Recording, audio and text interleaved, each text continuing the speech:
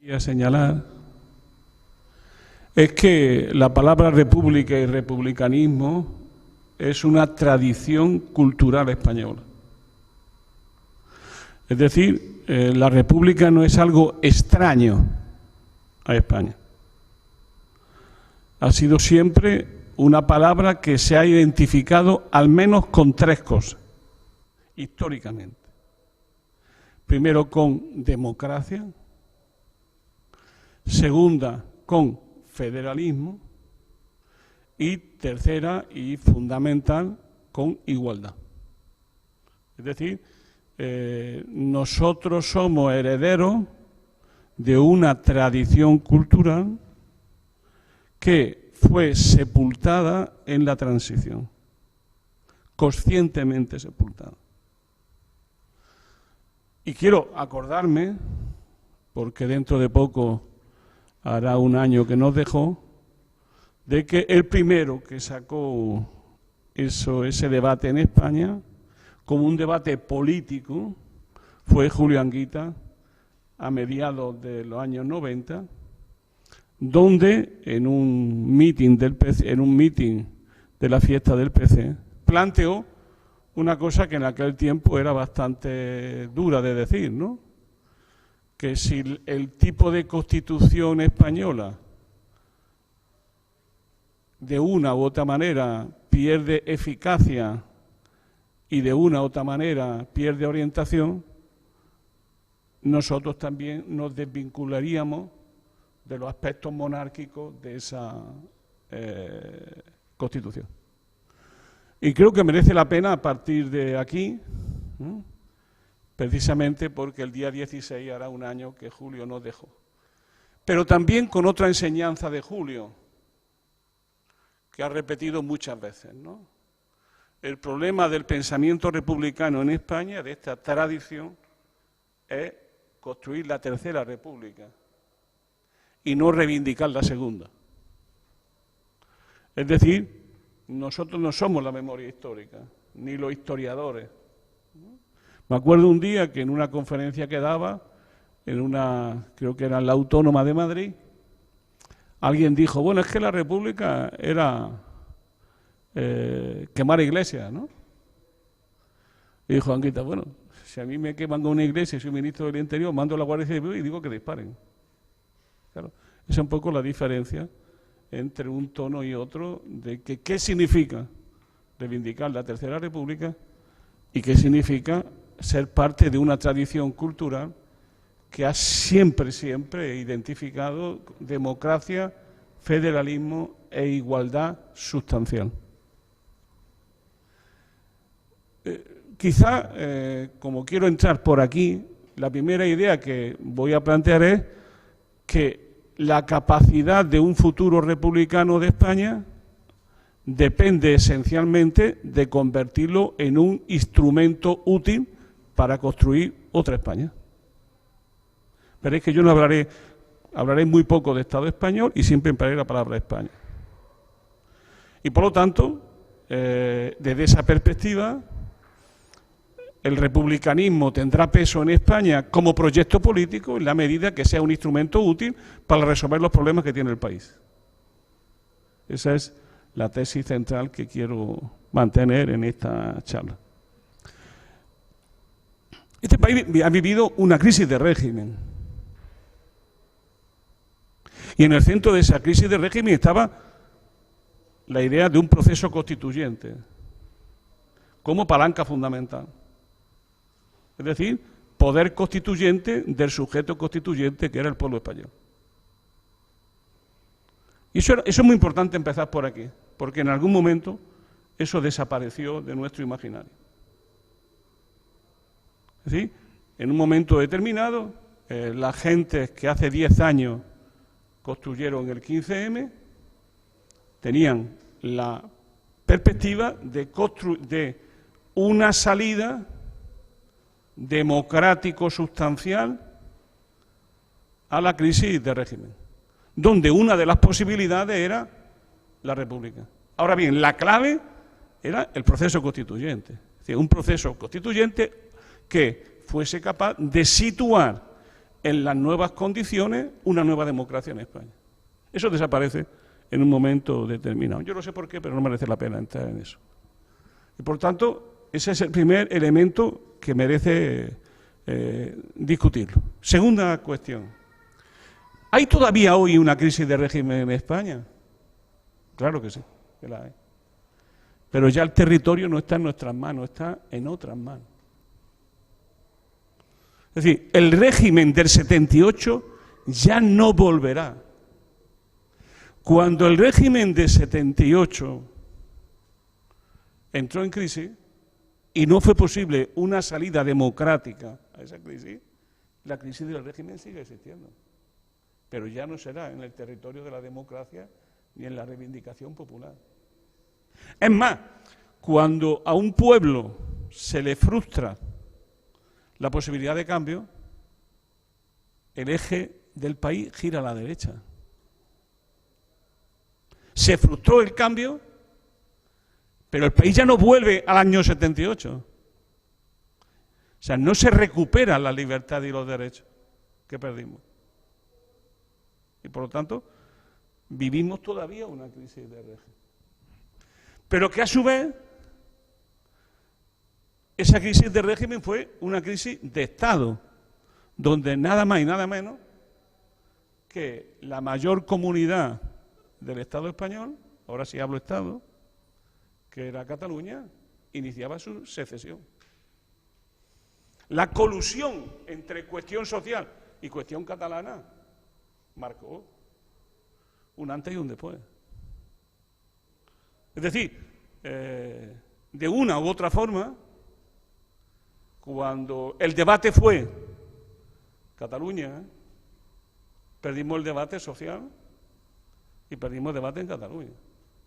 Y apareció Vox. Es decir, pensar que una cosa como el Estado español puede iniciarse una crisis de Estado y que no tiene consecuencia en España, en vivir en otro mundo. Claro, vivir en Cataluña, claro, que habían construido otro mundo también. Por lo tanto, lo que nos encontramos es con una crisis de régimen, una crisis de Estado y el giro del país hacia la derecha, que culmina con el modelo Ayuso, que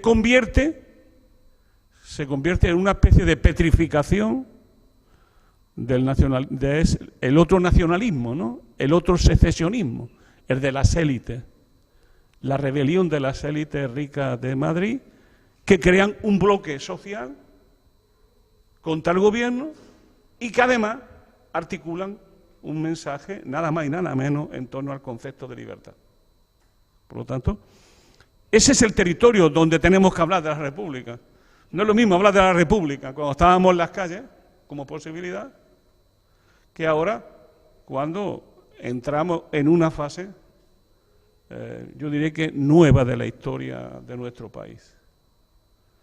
El bucle de Pablo, emergiendo y saliendo del escenario político, expresa muy bien lo que ha pasado en España en estos meses, en estos años.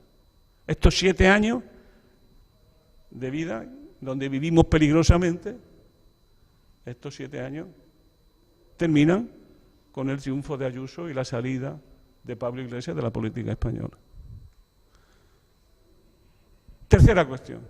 En este mundo que viene, la identidad es muy importante, pero no solo la identidad. O sea, nos demuestran todos los días miles de españolitos y españolitas que la identidad es importante. Millones de españoles lo dicen cada día. Y millones de madrileños lo han dicho. La identidad es muy importante. Ser español es importante para mucha gente. Lo que ha emergido en España por primera vez desde la transición es un nacionalismo español de masa, que además es la justa correspondencia a la sistemática campaña contra España, decidida no contra la España centralista, sino contra España y su cultura por parte de los movimientos secesionistas catalán y vasco especialmente. Y la gente pues se ofende, y la gente le duele. Y sobre ese dolor Y sobre esa inconsistencia se ha creado nada más y nada menos que un partido que tiene el 15% de votos en España, que se llama Vox. Y que, por cierto, en Madrid, en el momento peor de Vox, se consolida. En el momento peor para Vox, porque el voto útil va hacia Ayuso. Y mirad los votos de los barrios obreros de Madrid y veréis los votos de Vox en nuestros barrios. Por tanto, la situación cambia. Termino. ¿De qué sirve hoy ser republicano? Yo, por ejemplo, ¿no? Yo reivindico la Tercera República, sabiendo que eso es algo lejano, un proceso lejano. Pero yo, por ejemplo, tengo una visión presidencialista de la República a construir. Por ejemplo. Es decir, no es pacífico ser republicano.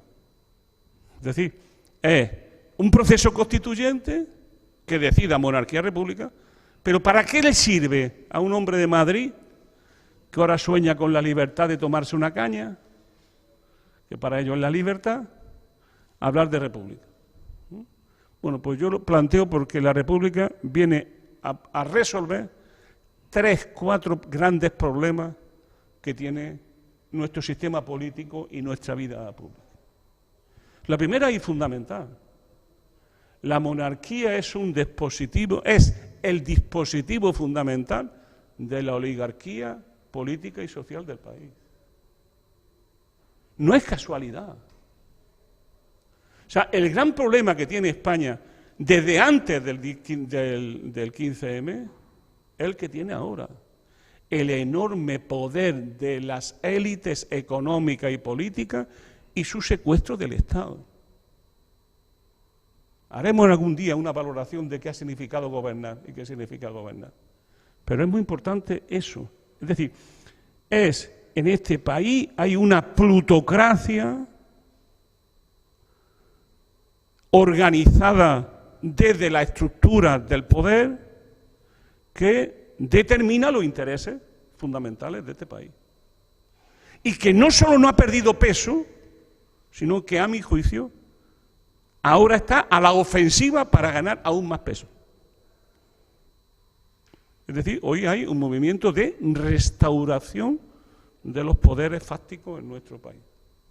Por lo tanto, la primera idea de una república es justamente democratizar el poder económico y el poder político. Y plantear una alternativa entre oligarquía y democracia, entre plutocracia y democracia. Contra los poderosos, contra la casta, contra la trama. Porque eso no ha desaparecido, eso es lo que está ganando. Ha desaparecido de nuestro lenguaje, pero es lo que están ganando. Segunda cuestión. Este país tiene un problema de crisis de régimen también, porque tiene una crisis de Estado. ¿Qué aportaría en España la República? Aportaría una sólida tradición española que es el federalismo. Una república federal que reconozca y haga suyo la plurinacional de este Estado español, pero que a su vez tenga un proyecto unitario de España. Esa es la otra cara. Es la otra cara de la moneda. Es decir, un proyecto que sea capaz de reconocer derechos y libertades nacionales y a saber vislumbrar un proyecto unitario, porque lo que hay que cambiar es el Estado. España siempre fue plural. Lo que hay que transformar es el Estado. Por eso yo, cuando la izquierda habla de Estado español, digo, pero se está reivindicando lo que tendríamos que luchar contra él. Yo reivindico a España, que ha sido siempre la pluralidad, la diferencia. Y me opongo al Estado, que es un Estado centralista, cooptado por las grandes élites económicas del país, por un bloque del poder, donde siempre la burguesía vasca y catalana han formado parte de él desde el inicio. Por tanto, esa es la segunda gran cuestión que yo creo que merece la pena entrar a fondo. La tercera gran cuestión: ¿para qué nos sirve la República? Nos sirve para defender, ampliar los derechos sociales, el constitucionalismo social. Es decir, se trata de constitucionalizar los derechos sociales que hoy son principios rectores de la política económica, pero que no tienen eficacia práctica, como se ve, por ejemplo, en el debate del alquiler y de la vivienda. Por lo tanto, es una idea decisiva, a mi juicio. Eso. Hay una cuarta idea que es mucho más polémica, pero eso va conmigo, que es para independizarnos de una puta vez de la Unión Europea. Es decir, para mí no es posible defender la soberanía y la independencia de España en el marco de una Constitución que actúa como una Constitución superior a nuestra propia Constitución. Y se acaba aplicando, además, a la hora de la verdad. Lo vamos a ver muy prontito, además. Por lo tanto, esa es una cuarta cuestión fundamental. Es que yo soy europeísta, todo lo contrario, yo soy absolutamente europeísta. Pero para mí los Estados-nación y los pueblos no solamente no sobran, sino que tienen que ser la fuerza de esta Europa. Y no intentar acabar con ellos, desestructurar los Estados e imponer un modelo único neoliberal para toda Europa, que es lo que está santificado en esto que ellos llaman Constitución Europea.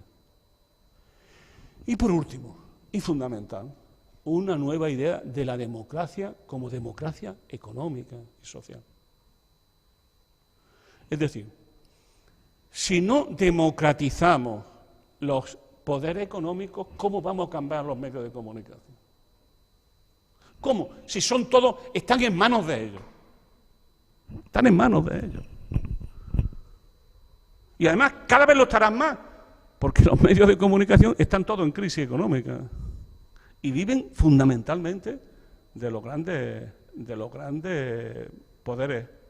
Pero es que además se nos olvida que detrás de las grandes vacunas, están los grandes fondos de inversión, que a estos no se les llama buitres, pero que son los grandes fondos de inversión, BlackRock, por ejemplo,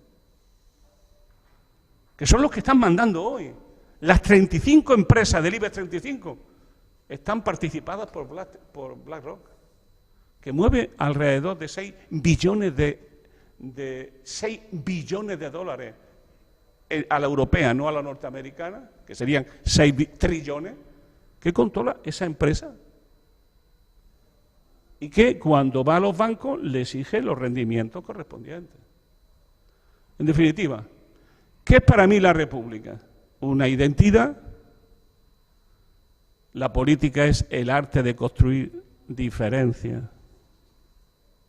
y personalizarla. Y a su vez es un programa de cambio del país. Sí, para cerrar un poco, no el debate, ¿no?, sino para dar un poco de opinión mía, ¿no?, sobre este asunto. No tenemos muchas diferencias analíticas sobre el tema, ¿no?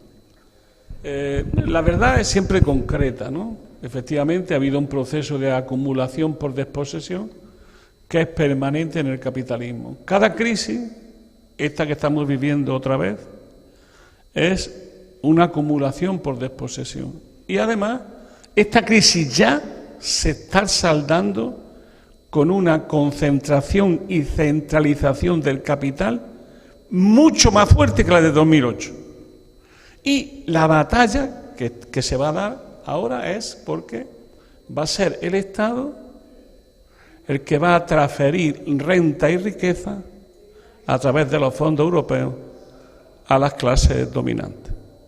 Y por lo tanto, de esta crisis vamos a salir con unas clases dominantes más fuertes, con mayor poder de intervención. Esto tú decías antes, el ejemplo, ¿no? Yo pongo un ejemplo, ¿no?, para hasta qué punto el poder tiene sus límites, ¿no? Al señor Donald Trump una tarde le cortaron los medios de comunicación. A Donald Trump, no a Pablo Iglesias o a Pedro Sánchez. Una noche dijeron, ya no emites tú. Fijaros, si de lo que estamos hablando, al presidente de los Estados Unidos. Entonces, ¿qué quiero decir con esto? que esa concentración y centralización, efectivamente, como él dice muy bien, hace nuestra guerra mucho más difícil, nuestra estrategia más complicada. Decía Lili, la cultura, ¿no? Pero el problema era que el movimiento obrero español en el año 36 era la cultura, era el movimiento obrero. Es decir, el movimiento obrero había ido construyendo en un larguísimo proceso un contrapoder social y un sector público voluntario, donde miles, millones de hombres y mujeres sencillos, comunes y corrientes, hacían política. La política no era de los que cobraban de la política. La política la hacía la gente dedicando su trabajo militante a construir organización y a distribuir el socialista, o a distribuir mundo obrero, o a formarse, porque las sedes como esta, que había a miles, la primera cosa que hacía el Partido Socialista o los anarquistas es montar una sede, y lo primero que hacían era enseñar a leer y a escribir. Y socializaban la política y la participaban en la política. Y crearon los partidos de masa y los sindicatos de clase y el asociacionismo cultural y un mundo repleto de cooperativas de primero y segundo grado. Ese era el mundo que acabó Franco con él en el año 39 y que ya no pudimos reconstruir porque la sociedad había cambiado también su composición en el año 77-78. ¿El problema cuál es? El problema que hay es que ni contigo ni sin ti, ¿no?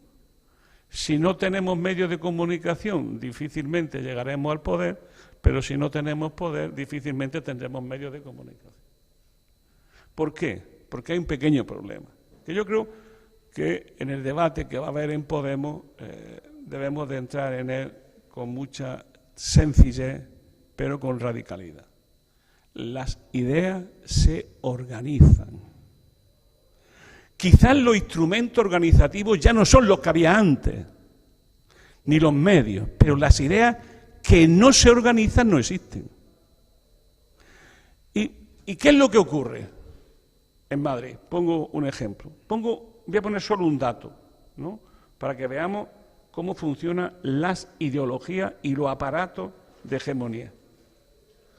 La escuela concertada. Es el mayor movimiento social de Madrid. Miles de hombres y mujeres que reciben una educación, la mayoría religiosa, articulada y vertebrada, y que cada mañana que hay posibilidad luchan por la libertad educativa. Cada día acumulan más privilegios, cada día acumulan mayores fondos. ¿Por qué? Porque la señora Ayuso y la señora y el PP ha ido haciendo un trabajo enorme, que es construir poder popular de ellos. Él ha creado estructuras políticas, poderes sociales. Cuando la señora Ayuso sale a la campaña electoral, ya tiene el 30% seguro del voto, porque lo tiene organizado previamente en la sociedad civil y en la conexión de la sociedad civil con este caso, con la comunidad. Es que la desigualdad es estructural. ¿Qué ocurre? Que nosotros antes teníamos el viento de cola, porque teníamos un movimiento social, que era el 15M, que de alguna u otra manera nos daban las bases sociales que no teníamos organizadas, pero que ellos no impulsaban. Y todos lo hemos vivido, ¿no?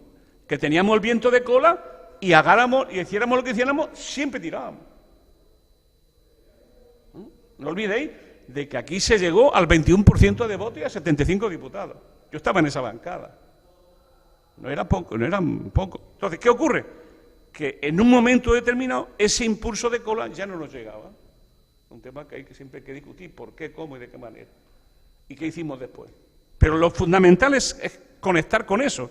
Es decir, tuvimos una voluntad política, un sujeto social que se movilizó. Entonces, ¿qué ocurre? ¿Y los medios de comunicación? También teníamos nuestros propios medios de comunicación, que eran miles y miles de redes que articulaban cosas y que nosotros ahí funcionábamos. Y luego abrimos los medios de comunicación del poder. Los abrimos. Claro, rápidamente se montaron contra nosotros, pero lo abrimos. Hubo un momento donde la mayoría del país estaba de acuerdo con el 15M. O sea, el movimiento 15M tuvo detrás la mayoría del país.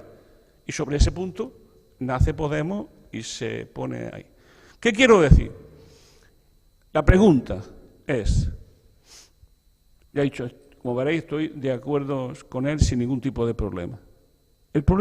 La pregunta es, ¿qué hacemos nosotros de estrategia política cuando hemos pasado de un movimiento que te impulsa a un movimiento que ya no impulsa, y es más, que hay otros movimientos en sentido contrario a nosotros? Esa es la gran pregunta de la fase, que debería de ser la gran pregunta que debemos de contestar. ¿Qué tipo de instrumentos de comunicación también, de organización también, de forma partido también, tenemos que organizar para una etapa de acumulación de fuerza, de lucha de trinchera, de estrategia de desgaste, donde la hegemonía y la idea son fundamentales? Porque ya no tenemos quien nos empuja de ahí, ¿no? Yo creo que ese es el núcleo, no de la diferencia, sino del razonamiento conjunto que he querido hacer con el compañero.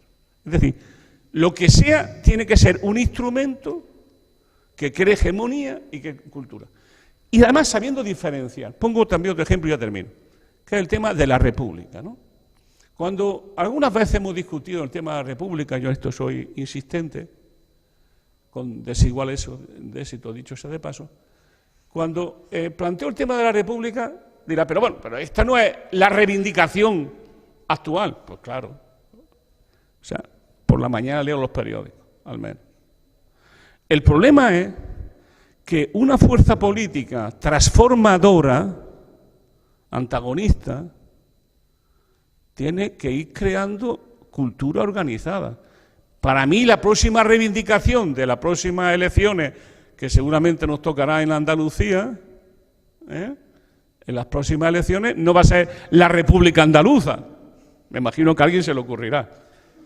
Pero el problema de fondo que hay es que tú tienes que mantener una identidad en construcción, en proceso de construcción, que sepa hacer política cada día, que sepa intervenir en los temas y que sepa que no todo se tiene que dejar al día después de llegar al poder. Por tanto, por ejemplo, una fuerza como la nuestra tiene que una larga marcha, como decía Rudi Dutschke, a través de las instituciones. Pero las instituciones no son solo las del Estado, son también las de la sociedad civil. Entonces, tenemos que crear una forma partido-organización que tenga, por un lado, un proyecto claro de país, en primer lugar.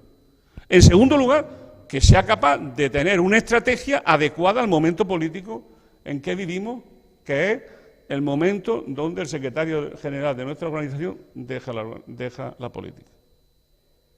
Y en tercer lugar, pensar un tipo de partido y de organización que cumpla las funciones que cumplía el viejo partido de masa, pero que ya no puede ser el viejo partido de masa.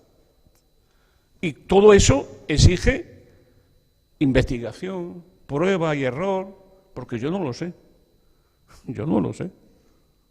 Pero claro, no se trata que yo lo sepa, porque entonces a lo mejor yo no estaría aquí, sino que lo que se trata es que sea una pregunta colectiva y que hagamos una experiencia colectiva nuestras para hacerla, ¿no? Y esa experiencia colectiva es acción, debate, discusión, intervención en los problemas concretos y sobre todo una cosa muy importante, aprender ahora, porque antes no lo pudimos aprender porque teníamos el viento de cola, y es que las elecciones casi siempre se ganan antes de la campaña electoral y se pierden antes de la campaña electoral. Es decir, una fuerza política que vive solo a los ritmos electorales tiene muchas dificultades de avanzar. Y hay un ejemplo, y termino efectivamente, que para mí explica muy bien de lo que estoy hablando, que es Bildu y el mundo de Bildu. Es eso, una fuerza política que ha construido toda una red de trabajo que no tienen nada que ver con el partido organización, pero son parte del partido orgánico. Si tú haces, por ejemplo, kilómetro cero y construyes en el kilómetro cero, unificas 20 cooperativas y las creas, que también puede ser una función del partido crear cooperativas. Si montas 20 cooperativas, la unifica esas 20 cooperativas y pone al final un chiringuito donde se pueda comprar directamente eso que se está haciendo, tú estás creando dos cosas. Le estás dando de comer a la gente y luego una cosa muy importante lo que está haciendo, que es que está autoorganizando a la sociedad, que cuando llegue el momento votará lo que tiene que votar. De respuesta rápida, ¿vale? Sí, yo también estoy bastante de acuerdo con el compañero y con Aristóteles en una cosa que creo que tiene mucha importancia, ¿no? Que son los errores ajenos, ¿no? Que en la monarquía son continuos, ¿no? Pero sobre todo hay un tema importante, ¿no? Como él dice muy bien, la reforma de la Constitución está hecha para que nunca se reforme. Pero eso es problemático, porque una Constitución que no se reforma es una Constitución que va perdiendo lo que se llama efectividad y va perdiendo conexión con la realidad que pretende ordenar. Por ejemplo, el título 8º de la Constitución ya no existe desde hace años. Es un remedio continuo que, por un lado, van las comunidades autónomas y los movimientos independentistas y otro lado la Constitución. Es lo que se llama la efectividad de la Constitución. ¿Y qué se está ocurriendo? Que se está perdiendo el carácter normativo de la Constitución y estamos entrando en los sinuosos puntos de las constituciones semánticas, de las constituciones que ya no tienen vigencia real y que, por tanto, siguen abiertos lo que dije al principio de mi intervención, que hay una crisis larvada del propio régimen del 78 que no se ha cerrado. Segunda cuestión, el tema del poder constituyente. Yo creo que la palabra clave que usamos mucho, Pablo lo hizo con mucha pericia en tiempos, ¿no? Era esta idea de hablar de democracia y de crear condiciones para la república, ¿no? Que era esta idea de poder constituyente como elemento fundamental del autogobierno de la ciudadanía. Y yo creo que esta idea fuerte de autogobierno, poder constituyente, sigue siendo un magnífico instrumento de hacer republicano, fundamentalmente porque esta crisis lo necesita. Y luego hay una tercera cosa, solamente he traído un libro que se llama Por amor a la patria, de uno de los grandes teóricos republicanistas, que es italiano, que se llama Maurizio Viroli, que es otro tema muy importante que también nos va a ayudar el republicanismo para la lucha por la república, que es recuperar el patriotismo. Este libro justamente lo que se trata fundamentalmente de hacer es diferenciar que una cosa es el nacionalismo y otra cosa es el patriotismo. Y una de las cosas que da la república, la experiencia francesa en eso es excelente, es que la república ayuda a dos cosas, a hacer ciudadanos, pero sobre todo también ayuda a ponerle límite al nacionalismo. Es decir, y aparecer una figura que es fundamental para la fraternidad, que es justamente el patriotismo. Es decir, yo creo que en España una de las cosas fundamentales de nuestra lucha ideológica de masa es justamente evitar que la derecha y de la derecha extrema se quede con España y con el patriotismo confundiéndolo con el nacionalismo espurio que ellos son los que están haciendo. Y el republicanismo nos da instrumentos, porque los autores, los españoles más patriotas que he conocido son republicanos. No digo que en los demás no haya, no lo digo eso. Lo que digo es que cuando tú ves a Manuel Azaña, a Marcelino Domingo, o a Pablo Iglesias Pose, o ves a Francisco Largo Caballero, a Dolores Ibarruri, estás viendo a gente que son patriotas hasta el final y que se convierten en republicanos y reconcilian con la República el patriotismo y le disputan los significantes y los significados justamente al nacionalismo español. Yo a eso le doy mucha importancia. Por cierto, este libro está editado en Deusto, no tengo comisión, pero os lo recomiendo. De los imaginarios sociales, yo creo que hay que huir de los dos términos, ¿no? De que todos tenemos un imaginario individualmente creado y todos tenemos un imaginario culturalmente creado sin más, ¿no? Yo creo que los imaginarios sociales, como decía muy bien Antonio Gramsci, son una serie de estratificaciones que de una u otra manera existen en el sentido común colectivo y que existen conflictualmente. Es decir, lo normal es que personas, entre comillas, normales también, tengan pensamientos contradictorios sobre temas de fondo, ¿no? El papel, este era el papel de los que llamaba intelectual orgánico, es darle una cierta coherencia y homogeneidad a ese pensamiento conflictualmente ordenado, ¿no? Eso luego se ha estudiado muy bien, y aquí lo popularizó Lakoff, pero que era de Goffman, la idea de los marcos cognitivos, ¿no? Entonces, efectivamente, ¿no? Y luego, en política mucho existe lo que se llama la agenda setting, ¿no? Es decir, la idea de colocar agendas aprovechando los marcos cognitivos son la idea de las campañas electorales, que imagino que el compañero sabe más que nadie de esas cosas. Y, por tanto, el colocar ideas, proyectos, agendas, al final es lo que te dice, porque siempre hay siempre un problema, ¿no? Que al final está la agenda del poder, ¿no? Y tú tienes que construir otra agenda, que es entre los intersicios del poder y tu propia posibilidad. Pero no está garantizado de que haya una determinación absoluta del pensamiento dominante en las clases subalternas. Lo que sí hay es dominio, control, hegemonía, pero que de alguna manera u otra hay que ir construyéndola, trabajando sobre ella con valores en positivo, ¿no? Por ejemplo, ¿no? Cuando esta mujer habla de la libertad, ha colocado una agenda.